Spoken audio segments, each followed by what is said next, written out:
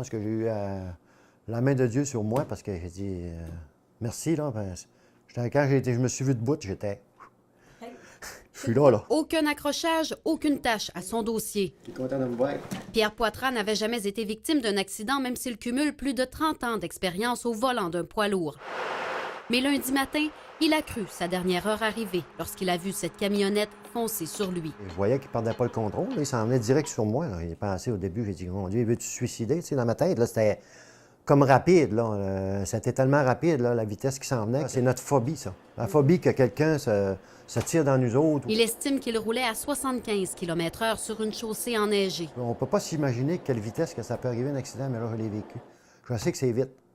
Tu n'as pas le temps de réfléchir quand tu agis. Là. Je me suis tassé complètement sur le bord du fossé pour l'éviter, mais là, il était trop tard. Il roulait peut-être 100, 110. Là. Le camionneur de 61 ans n'a peut-être pas réussi à éviter la collision, mais l'impact a été moins brutal. Si j'entrais face au mur de cran, le bois m'aurait traversé par-dessus le truck. J'étais mort.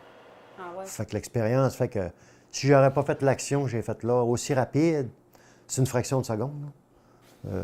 Aujourd'hui, je ne serais pas là, pour vous le dire. Là. Même les policiers me l'ont dit. Ils ont dit, si tu n'avais pas fait cette action-là, c'est sûr que le monsieur serait mort, là, avec la Si tu n'avais pas fait l'action d'essayer de le parer puis d'amoindrir le coup, en réalité. Là. Des passants l'ont aidé à s'extirper de la cabine de son camion qui s'était renversé. Ma première réaction, c'était d'aller voir le monsieur du pick-up.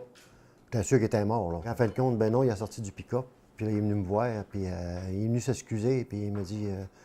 m'excuse vraiment, il dit, c'est pas de ta faute. Il dit, je me suis endormi au volant et j'arrive de Fermont. Il espère que son témoignage fera réfléchir sur les dangers de conduire trop fatigué. 15 minutes, une demi-heure, c'est pas dur. T'es mieux d'arrêter puis sauver des vies, puis ou c'est toi qui vas mourir, là, un des deux. Là. Kate Tremblay, TVA Nouvelles, Saguenay.